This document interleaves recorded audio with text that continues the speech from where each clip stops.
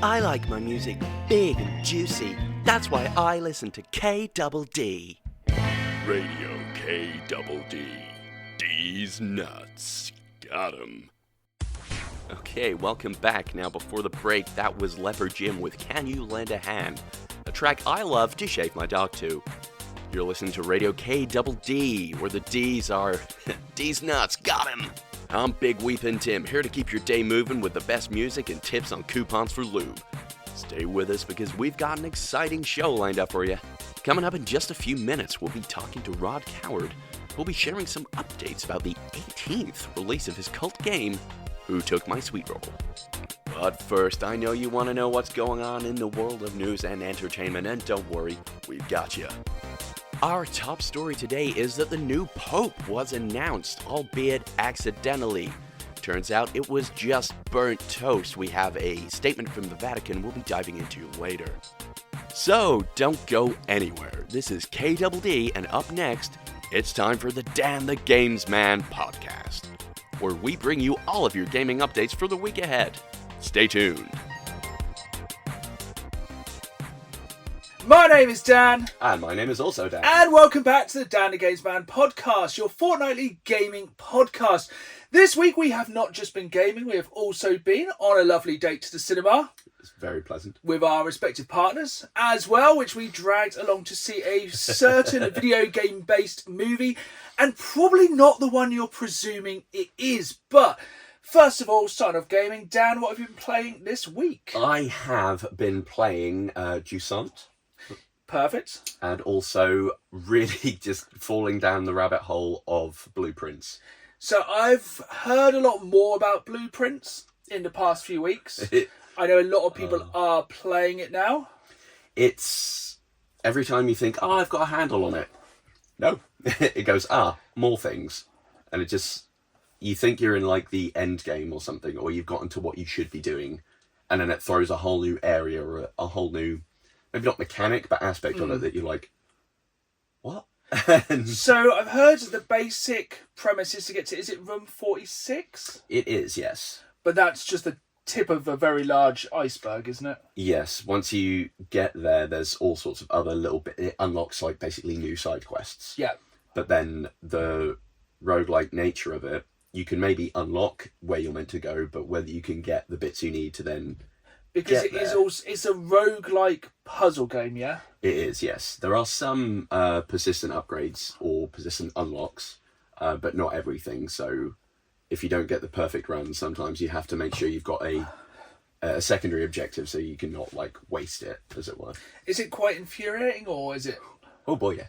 Yeah. I've finally gotten the key I need to get there, and then you realise you've like rerouted the water from one area, so you've flooded the bit you need to get to. It's like, it sounds very overwhelming to me. Is it a lot to take in, or is it not as... Is it one of those things, once you're in the zone and you kind of understand what you're doing, you're somewhere near?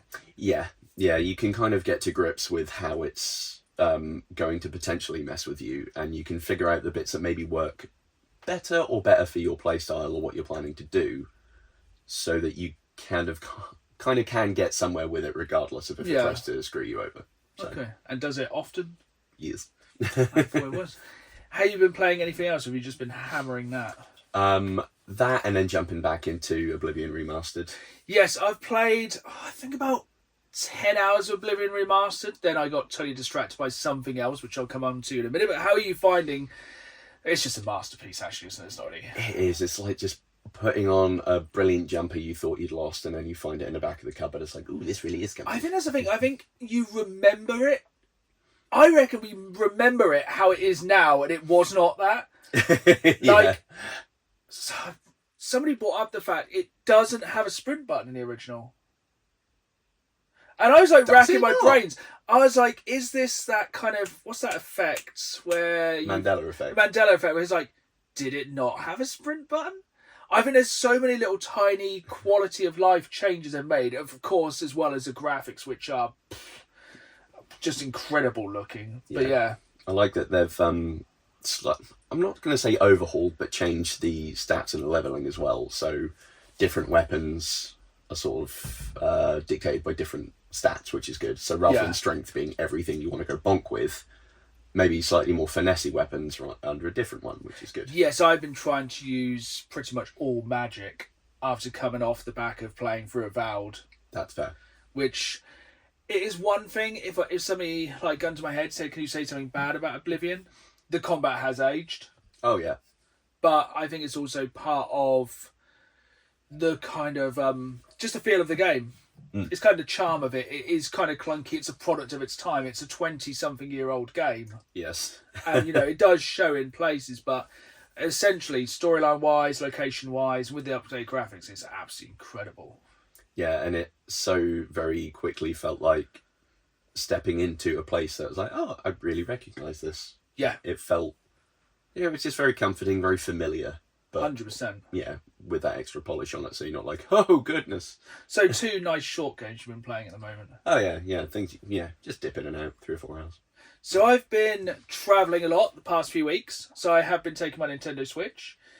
I took 3 games with me. I've played a decent amount of 2. The first of which is Toy Soldiers. Okay. Which is kind of a tower defense game. I think it was released back on the Xbox 360 Live Arcade. Cool. Recently got a port over to Switch. It's very good. It's essentially like, imagine like, you're a child, you're playing with soldiers on a table. You have to kind of defend the toy box, which is literally a toy box at the end. You kind of have circles you can place, like gun emplacements, mortars, anti-air guns, bits like that. And you can kind of jump in, take control of everything. It's all very good. You're kind of very basic tower defense. Fair. Very fun though, kind of having that mechanic of being able to jump into anything. And like you can fly planes or drive tanks or cool. Like man the machine guns, bits like that. It's really cool. It's a really fun game. Yeah, I would say it definitely has some difficulty spikes, but it's a really satisfying game. So that was really good. It's really good on the Switch. Kind of one you can kind of drop in, do a level, go back to what you're doing, or if you're traveling, stuff like that. The other game was a game which I've seen loads of good things about, and I was kind of put off because it has rabbids in it. And I was like, the rabbids, like, they were a thing like 10 years ago, which I just despised. And I was like, anything rabbids, I'm not touching. Any of those stupid Rayman games, I'm not getting involved. But a lot of people have said about Mario and Rabbids Spark of Hope, which is the first of many turn-based games I'm going to be talking about today on the Switch. And essentially, Nintendo trusted Ubisoft with the Mario license. It's a Mario and Rabbids crossover. But it's also like a real-time strategy game.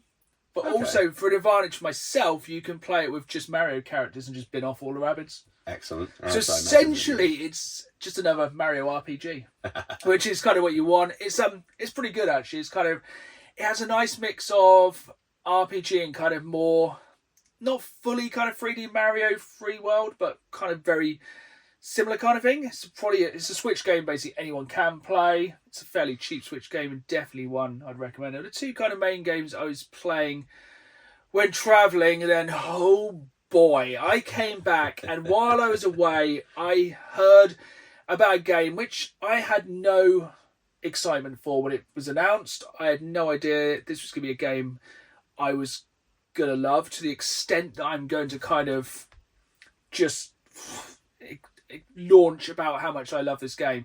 So I'm not the biggest turn-based strategy game fan. Same. I don't mind Final Fantasy. Well, don't mind. I really enjoy Final Fantasies, but I wouldn't normally get out of my way to play a brand new turn-based game. Yeah. But I started to hear while I was away the rumblings about Clair Obscur Expedition 33 being a very, very good game. And I've since played about 10 hours. I would not say it's a very, very good game. I would easily say it has an incredibly high chance to be the game of the year and to also go down in history as one of the greatest games of all time. It's big claims. It's instantaneously, it hooks you in. In the first half an hour, it has one of the strongest, most emotional cutscenes I've ever seen in any video game. I don't want to spoil anything, but basically the premise of the game is you're part of an expedition who are sent to kill the Paintress, who every year writes a number on the wall and everyone that age drops dead. Basically, Death Note cross with Bob Ross. Yeah, kind of think Thanos, but age-wise. Okay. So she writes the number up, everyone's gone. So every year, this kind of strange alternate universe, apocalyptic kind of dystopian Paris sends an expedition to try and kill the paintress before she can wipe out another generation.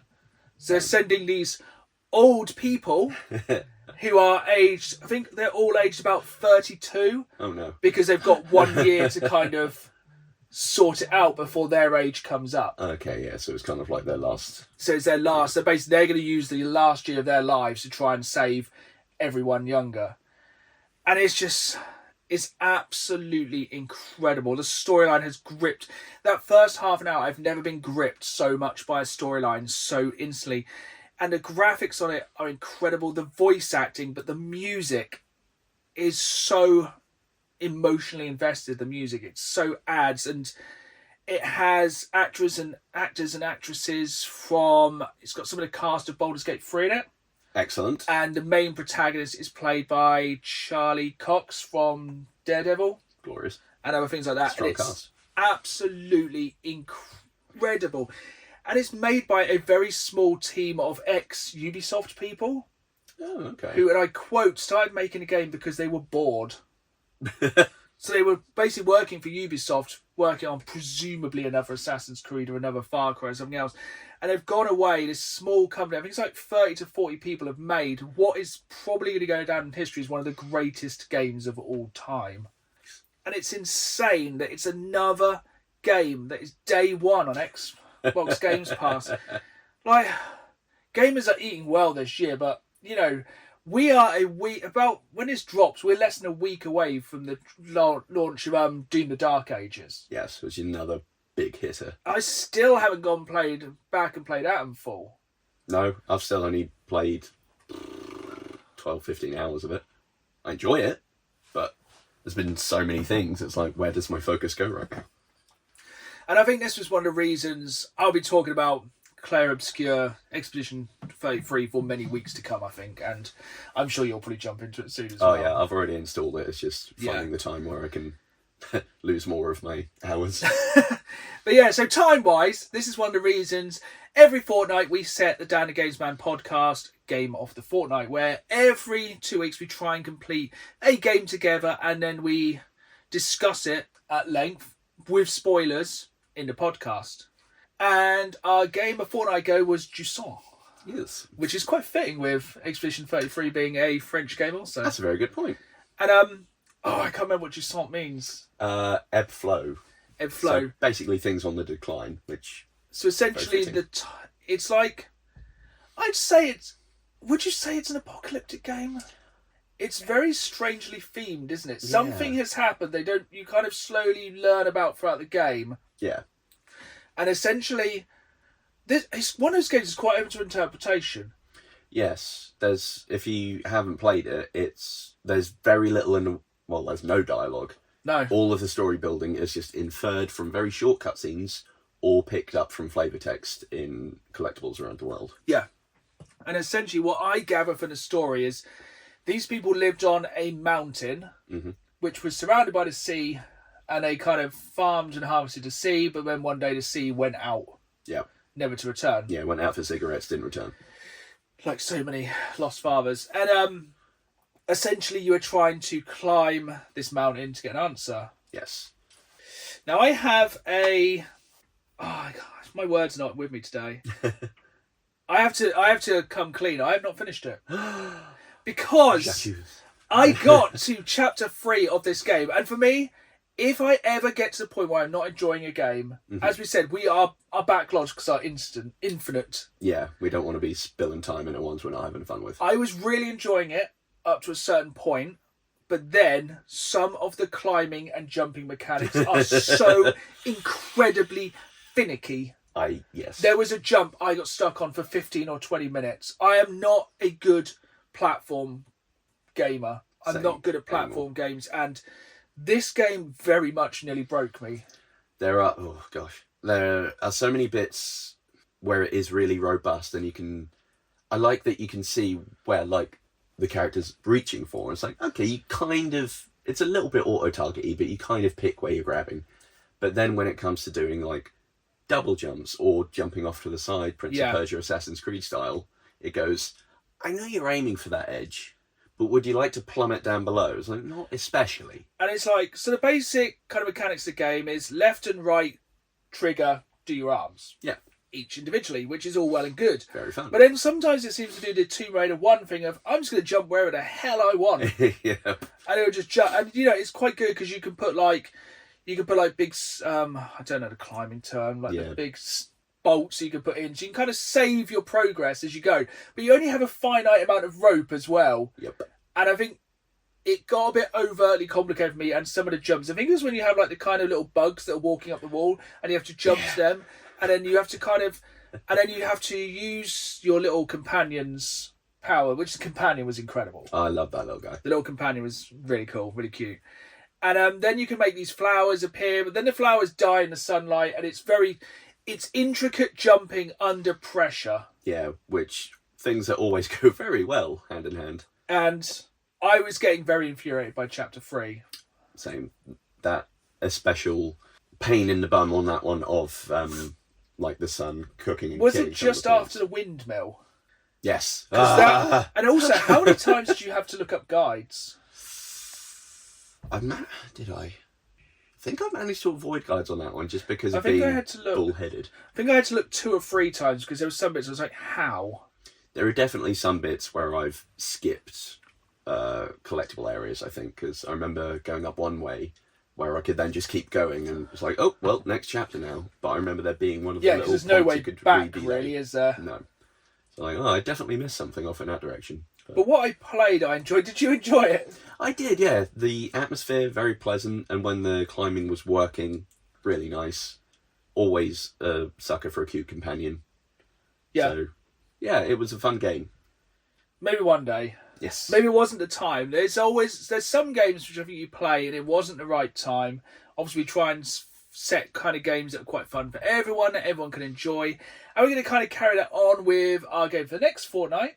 In that kind of idea of, it's not really a companion, so I guess you're playing as the cute companion yourself. This is a game we've both had on our backlog for a very long while. I think we're both going to try and play with our partners. Because fun. I think it should be a bit more simple. And that is Little Kitty Big City, which is on Xbox Games Pass. I think essentially you're a cat that falls out of a window and you're trying to find your way back up. Adorable. It looks absolutely incredible. And there is hats. Yes. Which is always an absolute win for any game. So yeah, game of the fortnight will be Little Kitty Big City, not to be confused with Big Kitty Little City, where a giant cat destroys the whole of downtown New York. And yeah, we'll be talking about that next time, and I will definitely finish that one. But it's been a pretty busy week of gaming in the ridiculous schedule of gaming. There have been many things. But yeah, there's also been a lot of news this week, and I'll let you start off. I mean, catch your breath. So, on the sort of less news, more of what's going on. We've got quite a lot of releases going on as well this week. Being the understatement of the millennia. Yeah, and this is just a small snapshot of what I've got. Midnight Walk comes out today as of record. Oh, that looks so good. Yeah, I think we mentioned that on our upcoming. Yeah, I think that was one of our most anticipated games. Yeah, I cannot believe that's out as well. It's wild. It's if anyone missed that episode or can't remember it, it's the one that's stop motion clay animation walking simulator horror game. Looks absolutely fantastic. Also available on PlayStation VR 2. Yeah, which I can imagine would must be wild. That must be so good. Yeah, you're going to need some spare undies after that one, I reckon. Oh, I did not realise that's this week as well. Very fun.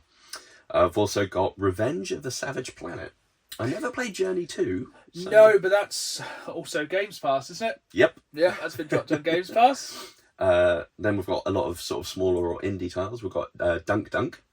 Spirit of the North 2, which I didn't play the first one. Oh, did you not? No. Very, very good game. Excellent. Would maybe a... Future Games Club? Yeah, Future Games Club, I reckon. Excellent. Imperial, which is a sort of hack and slashy, I don't really know what you'd really call it, a third-person action-adventure kind of game.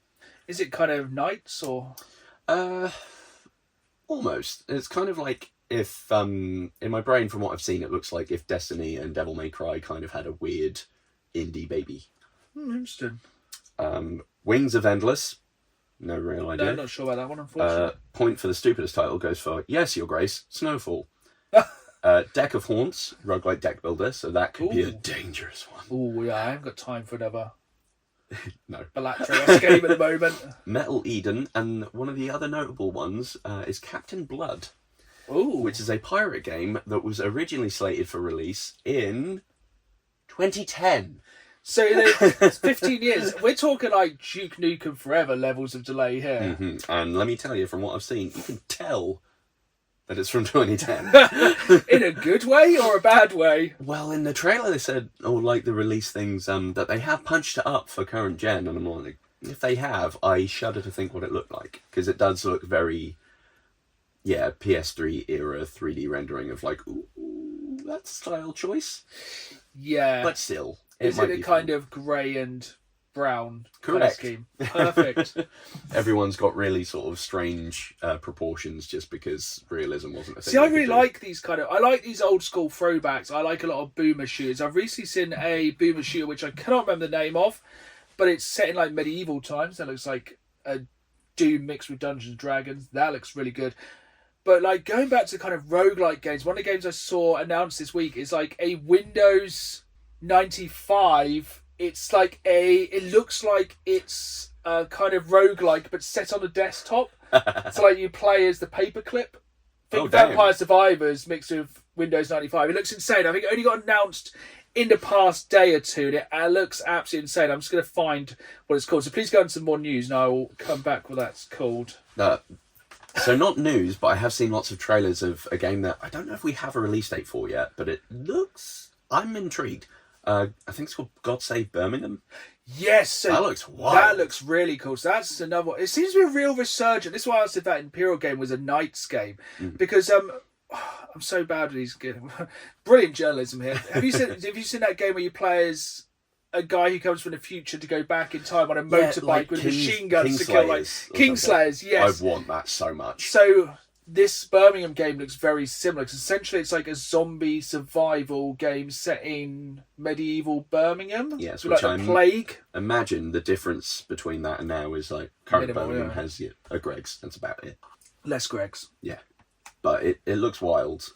Just seeing bits where like zombies are crashing through windows and he's just looks really, really cool. Booting them out and then patching it back up. It looks very fun. To go back to that game I was just talking about, so as I said, it's like Windows 95, but Vampire Survivors, it is shockingly called Desktop Survivors. It looks wild. It only got announced like a day or two ago. I have no idea where it's going to be, what it's on, but it is very, very exciting. It looks like a real throwback. And talking about a throwback, this week we saw some news I didn't think we would ever see, and that's the fact Gears of War Reloaded is coming to the PlayStation 5 and of course Xbox, but Gears of War is being released on the PS5. Yep. More of Xbox's and Microsoft's I think attempts to just get rid of the console war and be on everything. I think it's kind of an intelligent... I'm excited to play it. Oh, definitely. I never played the remake of Gears of War on the Xbox One. Same, actually. But I absolutely love the games. I think 1 to 3 are really good. Judgment's not bad. 4 and 5 are kind of going a little bit off-piste. Yeah. But I think it's a very intelligent way to also bring up more people talking about Gears of War with the release of Gears of War Emergence Day, then coming on the Xbox, presumably only, or at least as a very timed exclusive. Yeah, sort of get everyone riled back up for it. Like, oh yeah, we remember this, we like. Because I think some of the highest charting games on PlayStation, I think the top 3 is all Xbox Studios games. Like Forza 5 is the highest selling game on PS5 at the moment, being an Xbox game. Solid. And yeah, it's absolutely wild that Xbox are bringing their games to PlayStation, but it's also like they just must be making just so much money from it. Yeah, you'd imagine like what they'd have had to do for a deal to get that on there. They're probably raking it in. And like, to be honest, it's a game that no one's going to go, oh, I must buy anything to play Gears of War. You know, we talked about a game which was released a shockingly large amount of years ago in its original state, and no one's specifically buying an Xbox today to play the original Gears of War. You'd assume not.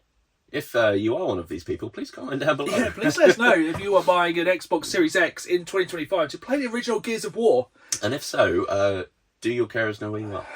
And yeah, it's I'm very excited for it. I'm very much looking forward to it. I reckon we probably do a playthrough of that one. That would be wild. I would love that. It's been a while. I'm presuming they'll probably just remake 2 and 3. I hope they remake 2 because it's my favourite. That would make sense. And it also is going to have cross-play, so I think some PlayStation people are about to get their proverbial pushed in because we are going to have people on for the original Xbox days who have played Gears of War for 15 years, suddenly being released on this whole new range of people who are like, try this new multiplayer game out. It's called Gears of War. I'm sure it can't be that, and they are going to get wrecked. You just get old heads coming through like, no, I You know get people this. just roll shotgun, because did you ever play much competitive? It's just that shotgun roll is going to be brutal, but That was the tech.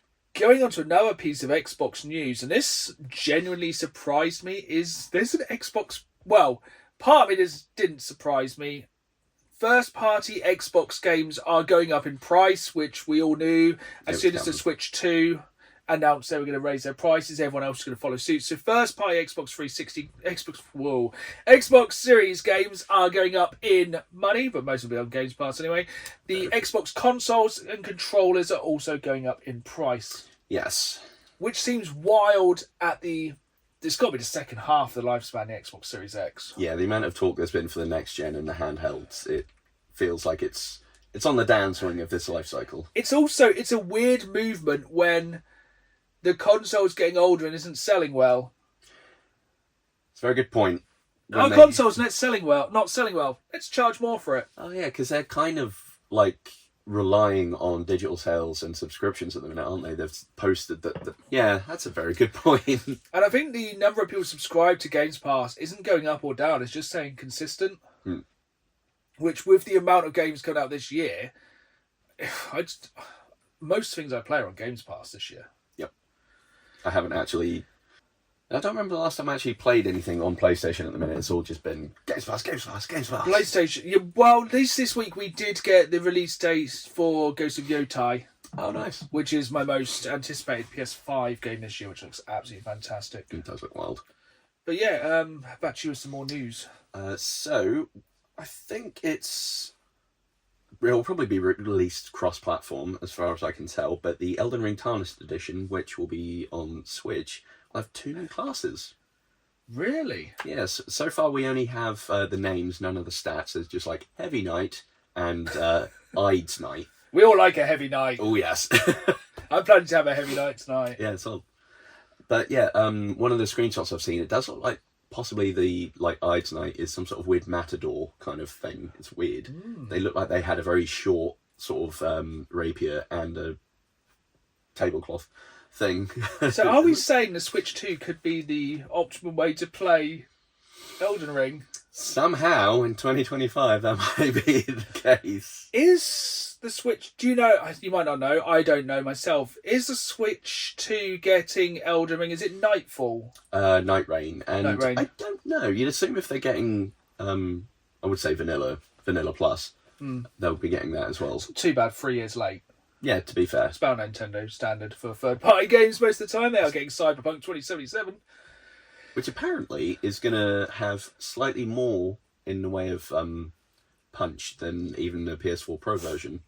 Because there'll be like some more volumetric lighting and sort of dynamic reflections. Sorry, I laugh because I was there at the day one launch of Cyberpunk 2077 on PS4 and Xbox. Do you want to be fired into the sky? No, what? Oh, here I go. It did look bad, but incredible game now. It goes to show, like, when companies support their games long term. This is it. It worked out in the end, and saying it now, probably will regret it, but that new Elden Ring game, because it's co-op, does look very tempting.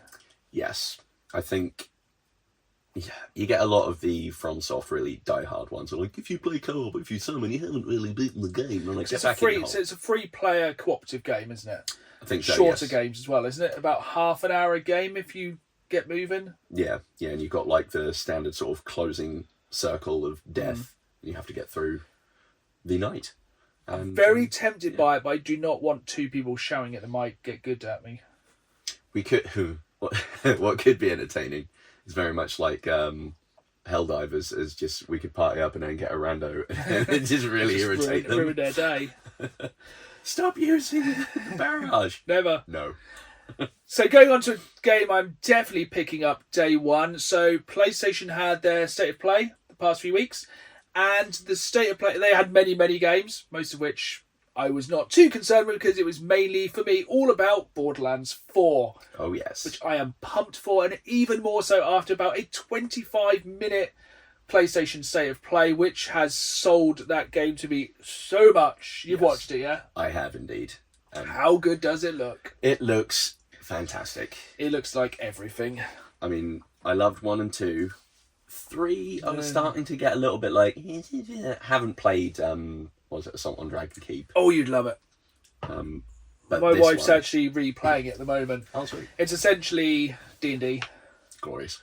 But Borderlands, yeah, it looks absolutely incredible, the new one. I think I've already... I don't know, I'm kind of on the fence about my class. I know my wife's already liked Siren. Yeah, I was kind of thinking Siren just because I want, like, Giant Spirit I do Dog. like the new kind of Theodore... It is Theodore, isn't it? Theodore Soldier. Oh, yeah. So he's like an ex-soldier. His got, class like, looks really cool. thing. Yeah, exosuit with like big like mantis blades. Yeah. Sick. And in fact, you can now glide and fly more, and it looks like Get hook shot. It looks like the main kind of problem I had with Borderlands are going clunk, clunk, clunk, clunk, and just walking around, or the pitiful driving sometimes. Yes. Has like been replaced with like more, I kind of let's say Titanfall 2 kind of movement. Yeah, I get you. It looks really good fun. Really, really good. Yeah, I think because the sandbox areas, you did have to go back a lot. Yeah. You really got aware of the traversal mechanics or lack thereof, so it was like, ooh. But I wonder if it'll kind of have, say, like a Metroidvania way of looking at it, like maybe be able to go back and get to areas you couldn't get to previous, like with some of the kind of mechanics being able to move around. That would be very cool. Like maybe you'll get like more boost or like a triple jump. Yes, that'd be very fun. But yeah, like my interest had been waning in the franchise, but watching this, it has been very re-peaked. I'm enjoying it. Which does bring me to my one problem with it at the moment. So I was like, as I said previously, a lot of games are going up in price. I was like, right, I'm going to lock in my pre-order for Borderlands 4 before they put the price up. You cannot pre-order a physical copy of Borderlands 4 at the moment. Where is my copy of Borderlands 4 and why can I not pre-order it? Yeah, shut up and take my money. It better not be a digital-only game.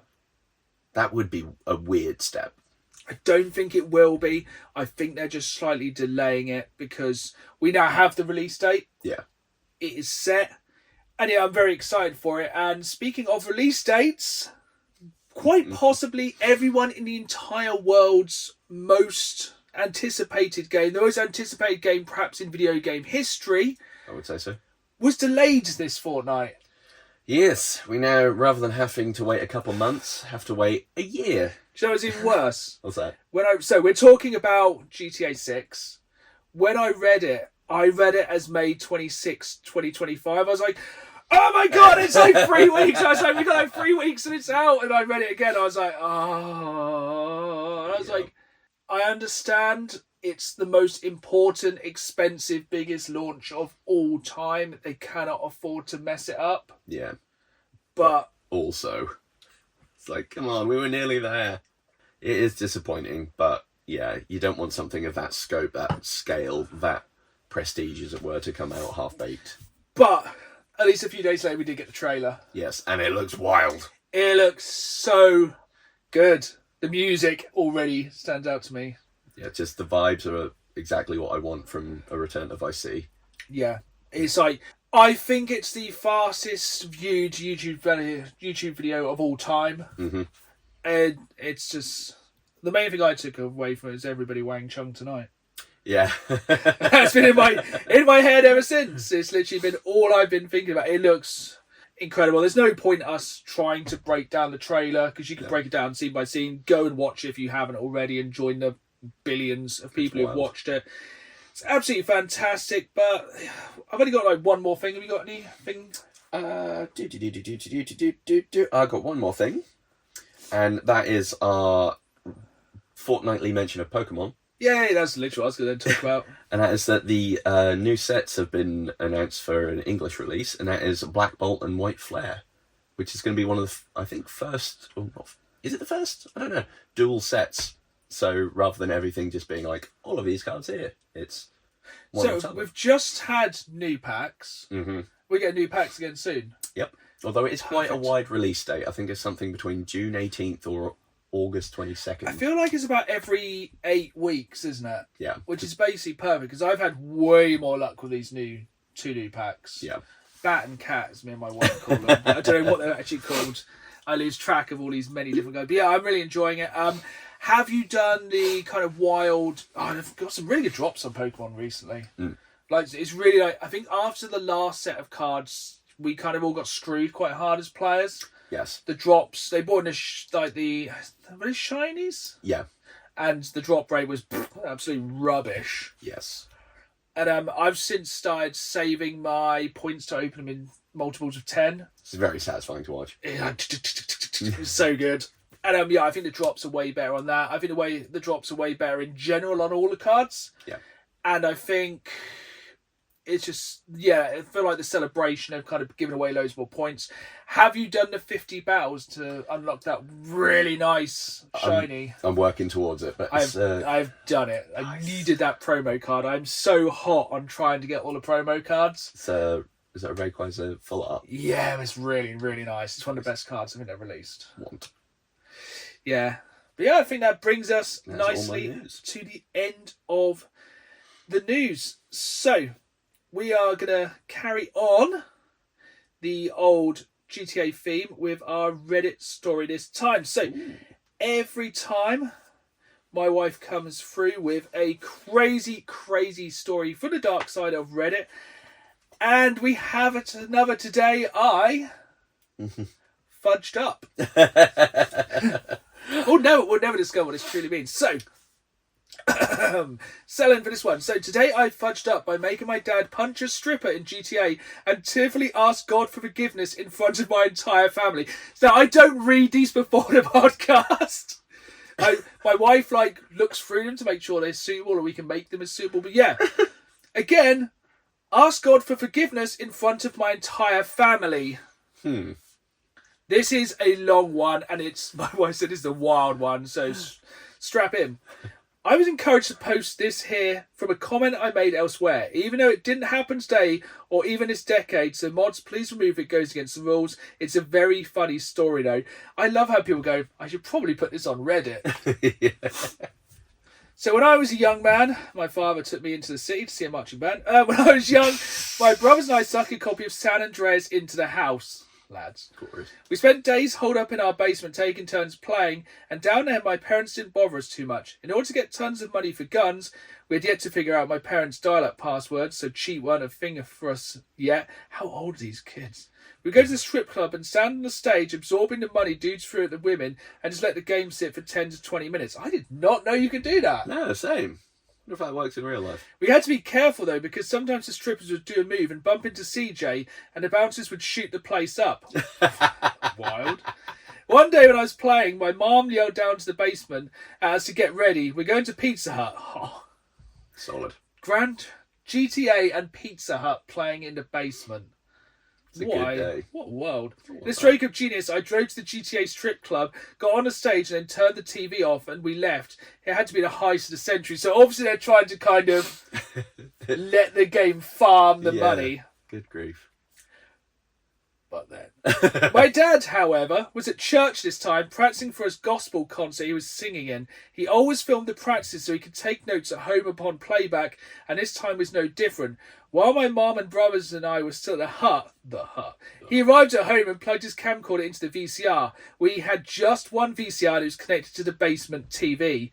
Back at the hut, my mum gets a phone call. She puts a napkin down and slowly looks towards the table at us and says, okay, a few times into the phone, in this really calculated, specific way that she always did when she knew our kids were in trouble before we did. Naturally, it's at this point that we kids knew we were in trouble. For what, though, we didn't know. Oh, it's the waiting. After a very quiet minivan ride home, this is the most American story. They've been to the hut from their basement in the minivan. They just need to stop at Target and then shoot someone, and it's all of the things. Yeah, I'm presuming they probably picked it up from Blockbuster. Probably. So after a very quiet minivan ride, we get home. My mom says, "Boys, when you go down to the basement, your dad wants to show you his gospel practice downstairs." It was then at this point we knew we were in trouble. So we drag our feet down the stairs. And lo and behold, my dad is sitting on a couch, TV on, a stripper's polygonal memories swung stiffly back and forth on screen to invokes my line with CJ standing mere inches away collecting money. This is so stupid. My dad starts in, "Boys, I don't even know where to begin. This PlayStation was a blessing to you for Christmas, and this is how you repay us, by breaking our trust." He's holding the controller up now, gesticulating with it. "Here, I am, practicing to bring glory to God," but he was cut off as he inadvertently squeezed the controller, causing CJ to punch the stripper. It's just getting worse. My entire family stands in silence, watching together as the bouncers in the strip club shoot the place up for what seems to be an eternity. After the shooting stops and CJ appears in front of the hospital, I look back and see my mum silently weeping into her hand. I look at my dad as a single tear rolls down his cheek and he prays under his breath. After another eternity of silence without a word, my dad bends down, disconnects the PlayStation, walks back to the family computer, disconnects it, goes to his car and drives away. For the next 4 months, he kept the PS2 and PC locked in his office at work. Wow. It's one of my favourite memories of growing up. I miss my brothers. So there is even more to this story. So, wasn't allowed to play GTA growing up, of course, got caught playing it. My dad accidentally interrupted his own lecture by accidentally punching a stripper and immediately asking God for forgiveness. There's an edit here. Also, my brothers aren't dead. Good to know. Yeah, it did. Always a bonus. Have an odd ending there of like, I missed them. Like, did he kill them? Do you know, I am going to miss this. If you go and find this on Reddit, there is some extra bits on here. Some of these are not really... It went Reddit pretty quick, but yeah... It went Reddit. I think it's quite wild. That's terrible luck to like pick up the controller and also punch the stripper. That's quite funny. I'm also, we're assuming that he was just keeping it from the kids and not it was in his office so he could just keep punching strippers. 100%. 2, like he had a protocol for punching sex workers, so is that the first time it's happened? We may never know. I'm still blown away. I never knew you could do that to get infinite money. No, that's my takeaway for the whole story. Yeah, I like the fact he apologised to God after it happened. I think that's like the wildest part of that. And moving on from one wild thing to another, we have March Madness carrying on in May. And yeah, so Dan, break it down. Obviously, we have had, if you've missed this over the past few weeks, this March Madness has been going on. It has been casualties, there's been winners and losers, and we are through to the first quarterfinal.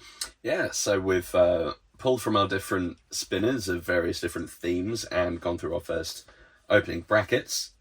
And what we have now is Starkiller, our OP Jedi/Sith from Star Wars Force Awakens franchise, versus the OG Mighty Morphin Power Rangers, but -1, and we picked the blue one.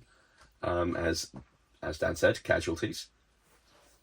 Have we had any feedback from our listeners/viewers? Yes, it's pretty unanimous, but have you got any argument for either party? This may be the most one-sided.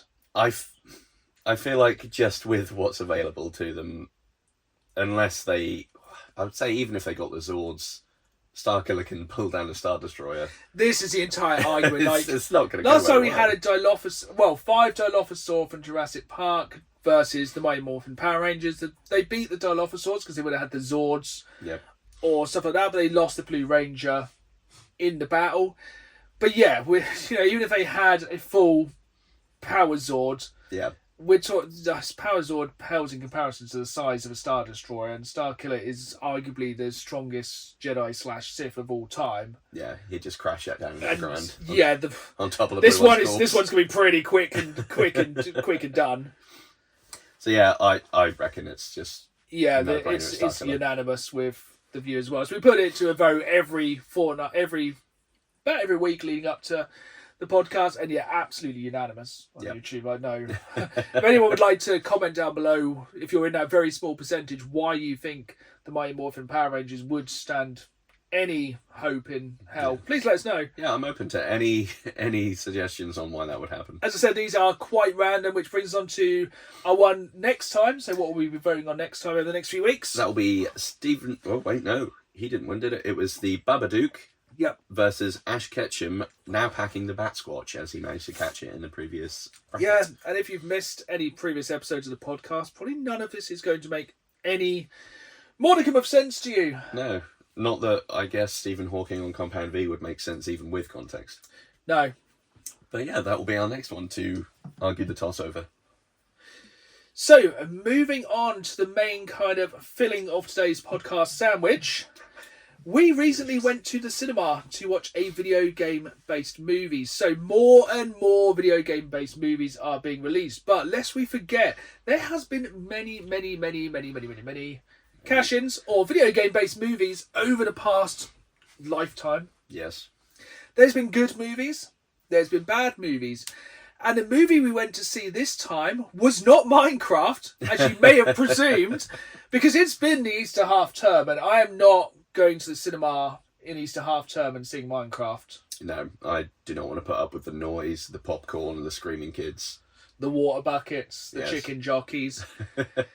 So we decided to go. We decided we were going to go and see Until Dawn, Yes. the video game-based movie that no one knew they wanted. Yes. It's. I was aware it was coming as well, and it was suddenly like, ta-da, here. Like, oh, what? Hello? So when it was first announced, I was like, that is a fantastic idea for a video game movie. Like, PlayStation Studios have made some movies before, which we will be talking about after this. So we decided before we went to see Until Dawn, we're going to talk about Until Dawn, then we're going to talk about either good video game based movies, if it's a good film, or bad video game based movies, if it's a bad film. Yeah, this was going to be the determining factor. And we're like, we'll go in, because I think it's a brilliant idea. Until 100%. Dawn is essentially a horror film Yeah. with decisions. Yeah. And it lends itself perfectly to a film. You could squeeze the plot of the Until Dawn game into about a 90-minute, 2-hour film, couldn't you? I reckon so. Or you could just do something totally different. Yeah, they decided to really take some creative decisions. Yeah. And basically made Until Dawn Happy Death Day variant. Yeah, essentially Groundhog Dawn. Yes.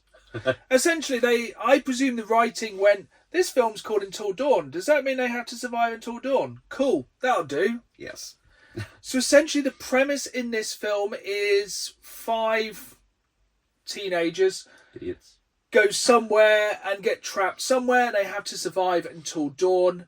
And every time they die, these are slight spoilers, but it's like the first 20 minutes of the film. Yeah. Every time they die, they get reincarnated, and then they try and not die again. If they die so many times, something so stupid will happen, it hurts. Yeah. So, yeah, they managed to... what did they do? They basically had the title, a couple references, and the fact that the stupid thing Dan mentioned was become a Wendigo. And that's Yeah. all it has in common with the game. And it has the narrator, Oh, yeah, there is that. who is barely in it. Yep. And it just has every single horror cliche and trope under the sun. It really does. Like, we are talking... Let's think... So there's Stupidly tripping when running away from something. a lot of that. There's axe murderers, ghosts, witches. Random sort of body horror kind of stuff Yeah. to a degree.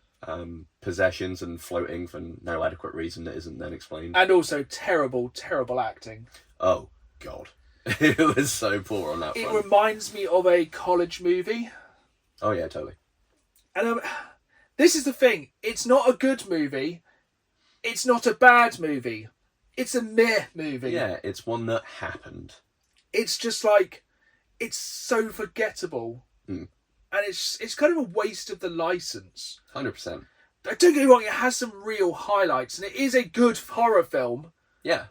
It's a good 90-minute horror film, but it would have made way more sense to me not to call it Until Dawn, but to call it The Dark Pictures something, even if it was the Dark Pictures Until Dawn. So if you don't know, the Dark Pictures are kind of a series of games that run alongside, per se, of Until Dawn, and they're all kind of separate horror entities. It would have made sense, but even worse, and this is spoilers, so cover your ears for about 60 seconds if you don't want to hear a spoiler for literally the end of the film. At the end of the film, they've referenced Until Dawn the game, because they're like, oh, this could happen again anywhere. And then it goes to the ski lodge from Until Dawn. And there was, I think, a moment in the narrator's office where she's looking through things because he's got like the page on her and sort of doing an assessment on her psychologically. I think one of the others was one of the characters from the game as well. Yeah. So it's already... So it kind of references it. I think if they just changed the name, it would have solved 90% of the problems. Yeah, because then it would have explained it being a little bit detached. It'd be like, okay, it's just kind of parallel. It's not the same. But yeah, don't get me wrong, it had some fantastic scenes. Like the scene with the water was a highlight for me. Because that's something I haven't... We watch a lot of horror films. And that was one of the wildest bits of horror I've seen for a long while. It was the right amount of, oh God, and that was silly. Yeah, it was proper like kind of splatterhouse cinema. I really, really enjoyed it. But like I said, it wasn't a good film. Wasn't a bad film. It was a meh film. Yes, very much. So now, well, as we said, we were going to make a list of either good or bad video game-based movies, but now we're just going to talk about they're okay, they're meh, they're forgettable, which sometimes is worse. Yeah, because at least a truly bad one you can pick apart and have fun ripping on, or a good one is like fun for its own reasons. But... we're not going to be talking about the Super Mario movie, which is good, or House of the Dead, which is bad. We're going to talk about the films you forgot existed. And I'll let you start off, Dan. We've got about 5 of these each. So I'm going to start off with one I did only watch the other night, so I had... we do our research for this. Oh, yes. And that is Resident Evil, Welcome to Raccoon City. So close. Yeah. So far. I'm like, okay, we'll reboot the franchise after needed. The Anderson films were a little bit kind of wild and really disappeared up its own bum. We could have probably made this entire list off those. Oh, 100%. Because they range from, oh, that's not too bad, to... Yeah. Have you hit your head? But, yes. Welcome to Raccoon City. There was so much love for the source material, I feel like that it could have been really, really good. Yeah. But again, pretty poor acting. Yeah. And some interesting... What gets me is with how true it was to the source material, and then some of the casting options were really baffling. Yeah. Like, no problem with it in general, but if it's be one or the other, be really strict with the source material, and then, like, cast according to that, or don't. And I think it gets confused throwing certain bits from certain games in. Yeah, because there was a bit with the Ashford twins, wasn't there? That was Code Veronica, I want to say. Yeah. It's essentially a mix of 2, 3, and bits, isn't it? If I remember rightly. It's been and a a while. touch of one, I think. Yeah. Yeah, it is just one that they're in the Spencer Mansion, isn't it? Yeah. Yeah. And then obviously it spreads from the mansion to the sea and beyond. And yeah, there were so many bits that even the way they modelled the RPD station was like, oh wow, I've been there. Yeah. And there were so many good points to it, but it just fell so flat. It's so weird because I was watching, I was like, this is really, really good. But it's just not... It's the definition of the game, the films on this list. Yeah. I was also intrigued by the choice to not have just like straight either humans or zombies, but people that are infected through the water and then starting to turn it into a bit of Hills Have Eyes. I think that's when it started to go, what is actually going on here? Yeah, it's very peculiar. I think it definitely goes like that. Throughout, it goes downhill throughout as well. Yeah. I think it starts stronger than it ends. Also, oh my god. So, spoilers. When they blow up Birkin at the end with the rocket launcher in a confined space, and everyone else is fine. It's very much a video game explosion. It's about 3 foot wide. Yeah, and the fact it like blew Thingy Bob, like Chris, back, and you saw him in the flames. He's like, no, I'm fine. But it blew up this G-virus monster that was rampaging. Yeah. It'd make a great deal of sense.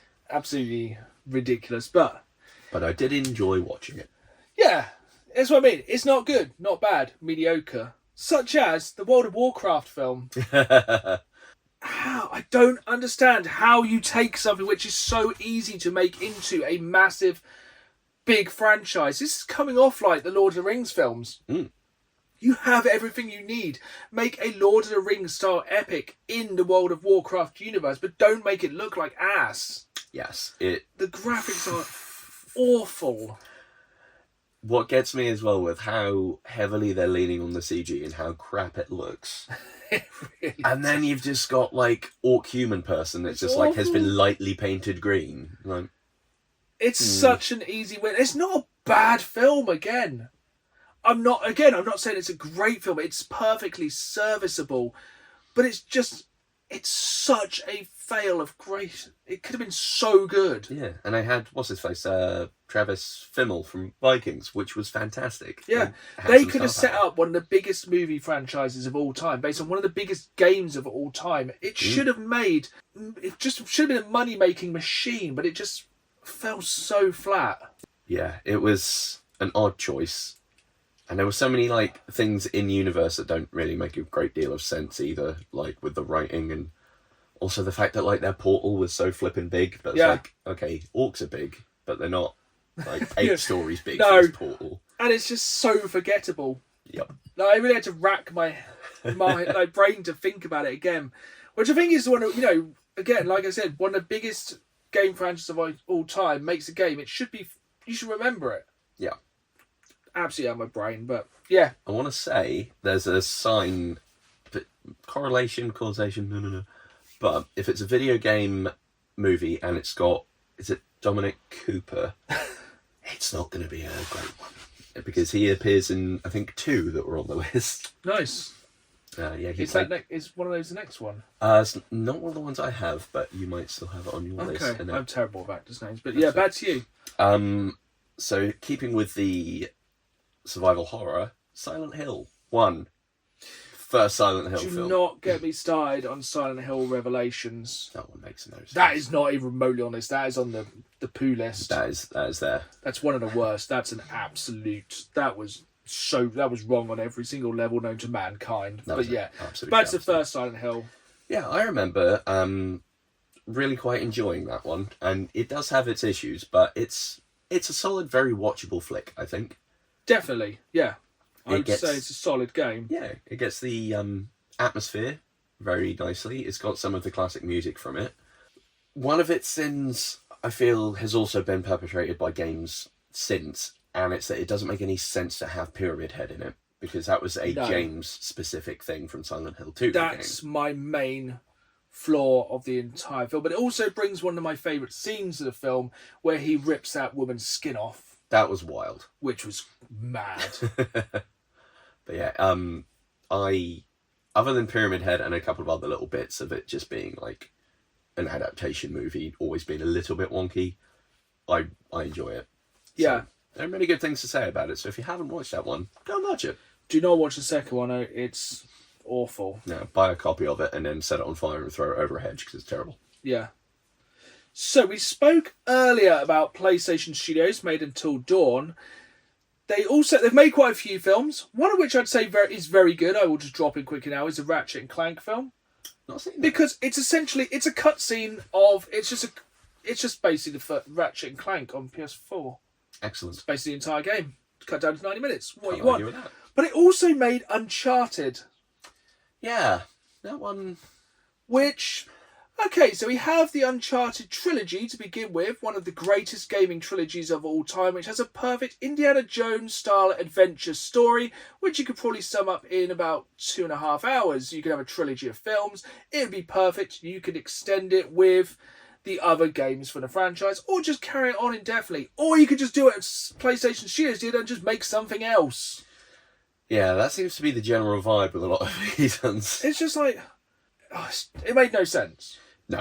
Again, it took bits from the Uncharted games and went mash, mess. Yeah, I think they were really hoping for just star power of having Tom Holland as well, papering over those tracks. Also, no. Tom No. Holland, fantastic actor, fantastic Spider-Man, fantastic in many things. Not Uncharted. No, I still think, I know he is getting on a bit, but I still think Nathan Fillion would have been a much better Nathan Drake. Yeah, That would be It's well just good. like, absolute missed opportunity. Probably cost millions of dollars as well. Yes. Don't get me wrong, an incredible kind of action film. Some really cool action scenes. Some really interesting bits, but just the Uncharted name just didn't work on it. No. If it had been, again, like a standalone thing of doing an Indiana Jones style kind of adventure with the star power of Tom Holland, it'd have probably been received, I don't know, maybe better, maybe about the same, but at least it wouldn't have had the sin of just wasting the license. I understand sometimes why they don't want to just retell the video game in story form, just exactly word for word. Kind of like, but then I feel like you need to go kind of how The Last of Us is recently done with The Last of Us TV show, where tell it, but kind of expand a little bit, but keep it within the realms of the story. Yeah, I mean, yeah, that's a perfect example of it, because there are some bits that are obviously with slight variations for real life, shot for shot. Yeah. The way it's done, like the barn dance bit, the guitar bit, there's even the event Yeah. is so well replicated, yet that doesn't take away from it. It doesn't just seem like, they're just rehashing the same thing. Yeah. If it's done right, it can be done well. Yeah, because sometimes you change too much or have it so unconnected other than characters, names, maybe small events. It's just so disconnected. That's just the problem I had with Uncharted. It was just so far and away removed. Yeah. And it just, absolutely missed the mark for me. Yeah. But not terrible. Again, just so mediocre and meh. Kind of one of the ones you can put in that sort of dead zone between Christmas and New Year's where you've eaten too much chocolate. Oh, it's a You're a perfect bit Boxing drunk. Day film. It's a Sunday afternoon action film. Yeah, where Action you can be adventure. like, what's happening? And everyone else can be like, don't really know. And you're But then like, again, I okay, feel like if you're going to watch Uncharted, you might as well just watch The Goonies. fair point. Which basically is probably what that entire film actually is. Summed up in one word. Huh. But yeah, back to you. Yeah. Keeping on the Explorer front, that is Tomb Raider, but the one from, I want to say, is it 2003? Yes, the With Angelina Jolie one, not the more recent one, which was pretty close to Tomb Raider 2015, 2016. Yeah, that one did look like, I've not actually watched those ones, but they looked like it stuck very close. Pretty to those close, reboots. yeah. I would say that's more leaning towards the good end. And we're not talking about the good today, we're talking about the meh. Yes, And this falls into this. that was very meh. I mean, plus points, Chris Barry, very fun as the butler. Very good. Minus points, that robot. Oh my That was god. weird. I totally forgot about that. That was odd. Plus points, Angelina Jolie. Yes. Minus points, weird time dilation bubbles that didn't make a great deal of sense. Minus points, Angelina Jolie.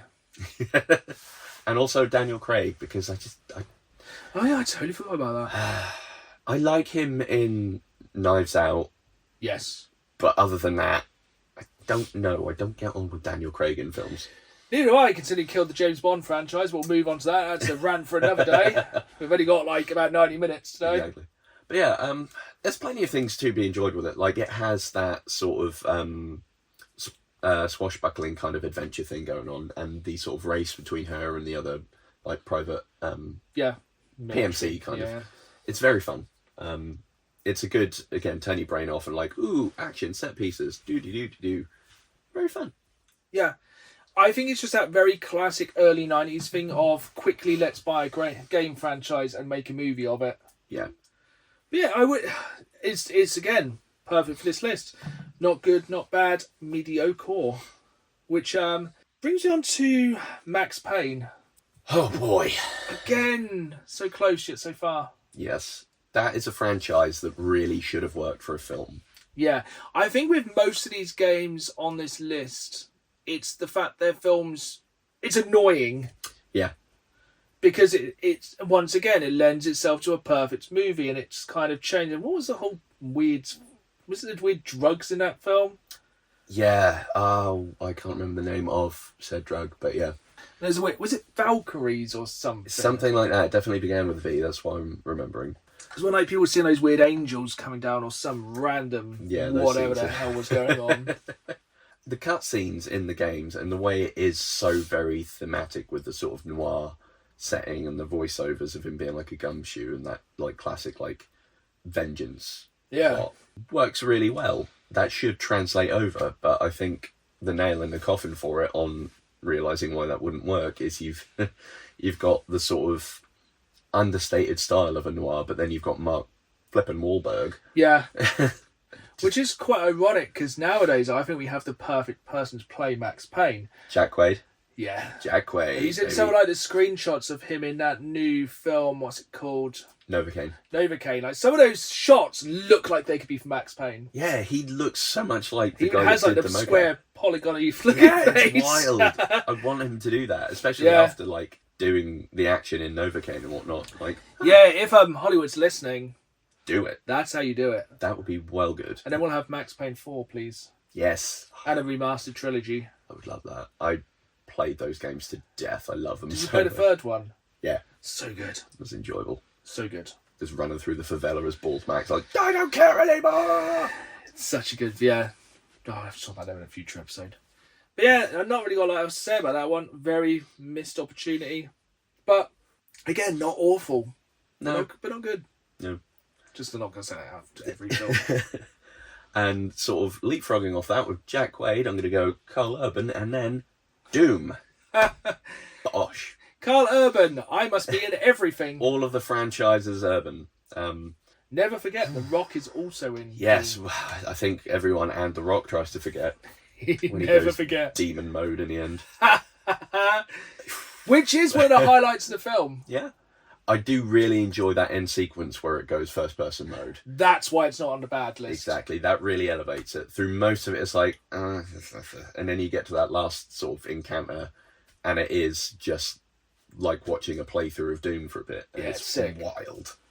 Is Rosamund Pike in that, or am I mixing up movies? I'm not sure. I haven't watched It's it in a essentially like half the film is like basically Alien, and then it goes Aliens. while. Yes. Very But- much does.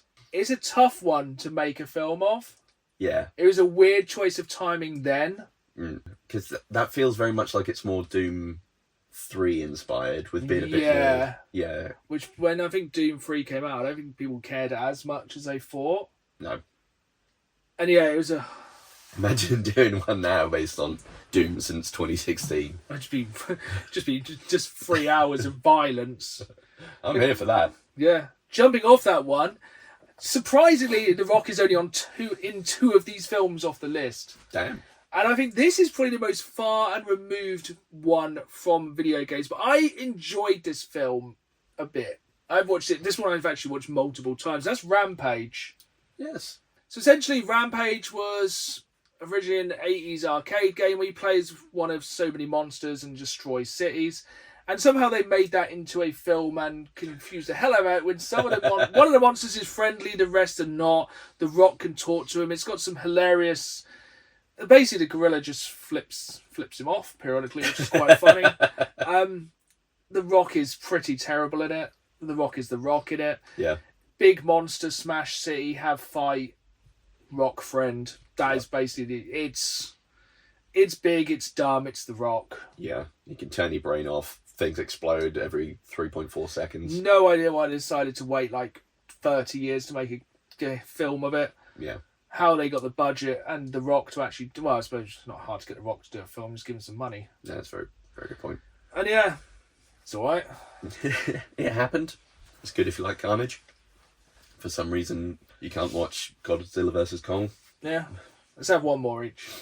Last one I've got is the really peculiar one that got optioned of Five Nights at Freddy's. Which, spoilers as well, you instantly know with something like that, if an incidental character at the start happens to be a big name in a really small beans film, they're probably going to be the bad guy. Now, this film had the weirdest timing for release, coming out about the same time as a film which is essentially the same film, but better, being Willy's Wonderland.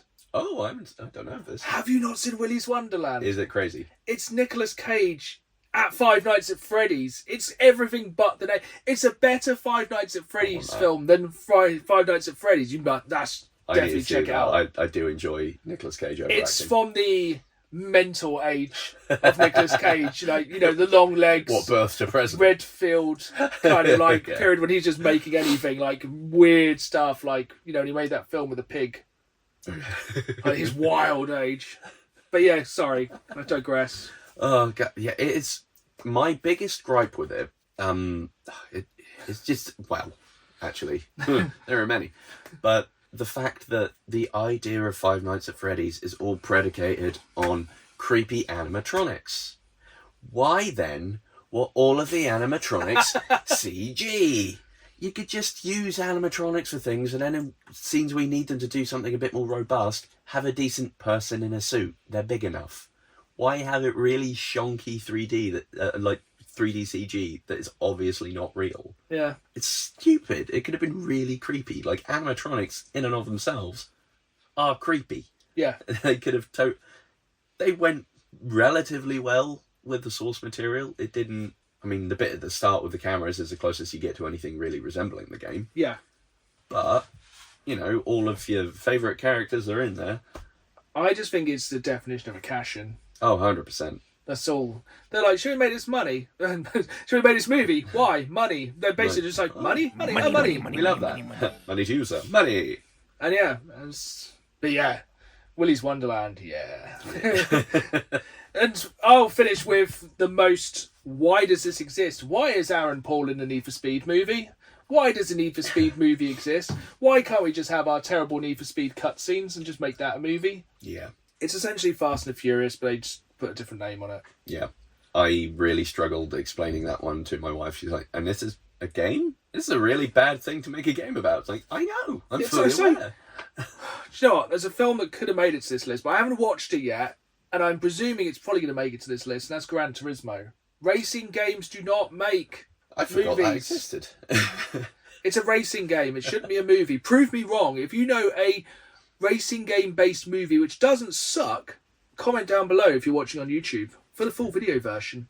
If not, if you're listening on the audio version, head over to YouTube, down at Gamesman, and yeah, comment on there. But yeah, let us know any not good, not bad, mediocre, meh films we may have missed off our list. Need for Speed was the second one with Dominic Thingy in it. He was the antagonist. Was he? Yeah, so, and he was the king in Warcraft. So basically, if it's a gaming film with him in, keep your distance. Both fully forgettable. Yeah. But yeah, we are hoping to watch Minecraft soon. Yes. And then we'll find out, hopefully, if that's going to make us make a list of good or bad films. Yes. Because we do not judge until we've seen it ourselves. But what we're going to do now is move on to our questions from you viewers. And the first one this time comes from Neo Sprites, and they ask, what is your dream game/console? Do you have one for this, Dan? Depends on context. Are we... Let's say, in a perfect world, somebody's going to give you any console you want with a game. Gotcha. So like a bundle.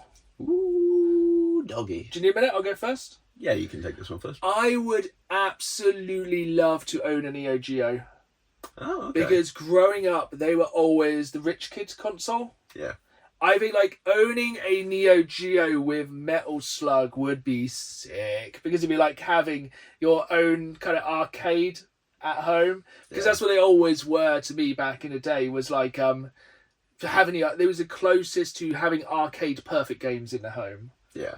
And they were expensive. They were very expensive then. I reckon with inflation, a Neo Geo must be like $1,000 in today's money back then. Crikey. They were super duper expensive. I think getting a Neo Geo now is still super expensive. And then all the games are expensive, but money no object, that's probably where I'm going. Yeah, they're not one you see often either in any sort of... No, places. I actually only recently saw one at Norwich Video Game Retro Market, and I was like, yeah. And that one wasn't even a sale one, that was just for... No, it was just games. for display, and it's just wild. a nice looking console. Yeah, it's very fun. I think my one, I'm going to go Steam Deck. Yeah.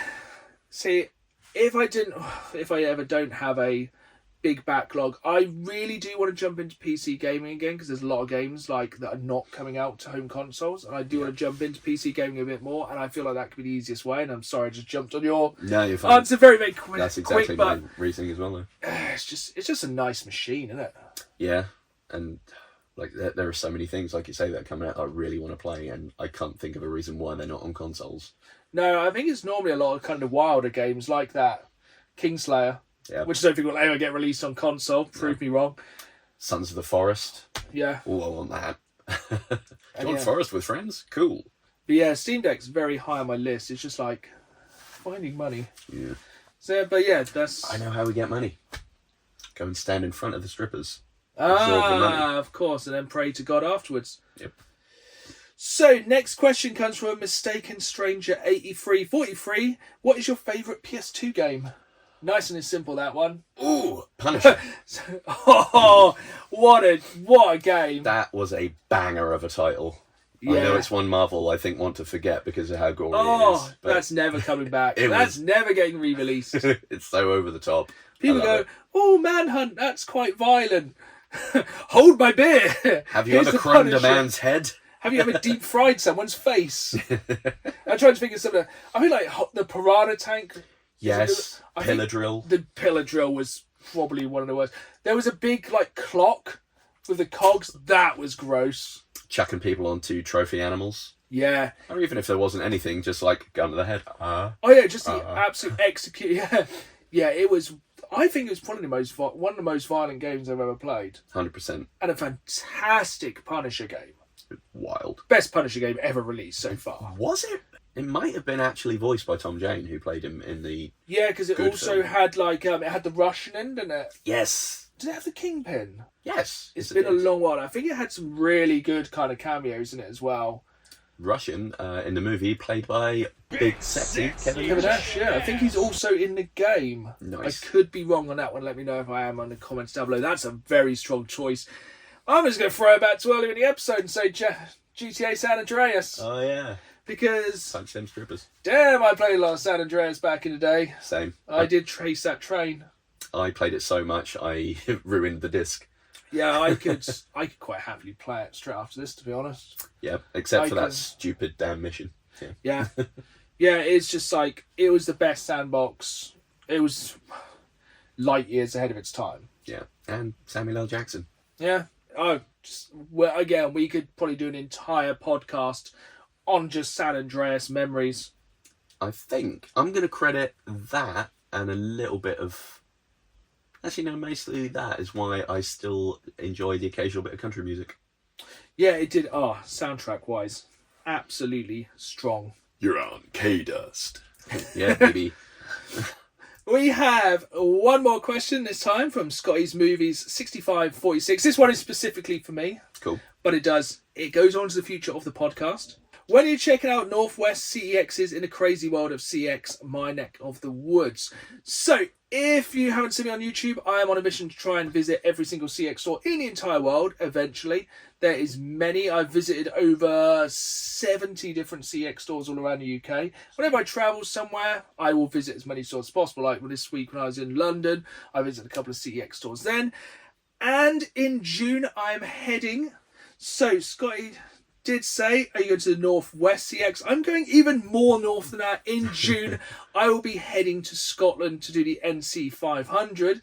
So we will be pre-recording some podcasts for while I'm away over June. So we will be doing some deep dives. So maybe San Andreas, maybe bits like that. So it won't be any news. It will just be a deep dive podcast. But you will also be getting your fortnightly podcast while I'm up in the Scottish Highlands. And of course... when I'm in Scotland, I will be visiting some CEX stores up there. Oh, yeah. Including probably the most northerly CEX in the entire world. That's cool. And also just sights and sounds. It's going to be one of those very much kind of exactly how I am, the kind of split personality of going to really busy places and then going where there is no people. Yes. You need to recharge that battery. Yeah, my social battery will get fully recharged that week. Like swimming in locks, climbing mountains, Very just fun. being... in nature before coming back and playing a horrific amount of video games, or in the evening just smashing out more Switch. That's true. But yeah, so that is something to stay tuned for in the future. We'll be doing some special episodes of the podcast, and we are still threatening doing our over 18s Reddit story episode, which will not be suitable for those under the age of 18 because, as I said, my wife picks these Reddit stories, and there are some which are absolutely hilarious, which we cannot do on the standard podcast because they are not for innocent ears. Oh, no.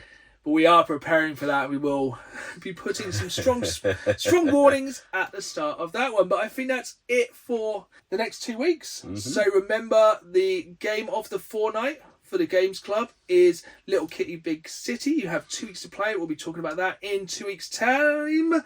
But for now, we're going to go and play some games. Oh, yeah. So it's goodbye for me, And it's goodbye from me. and as always, keep playing the game. See you soon.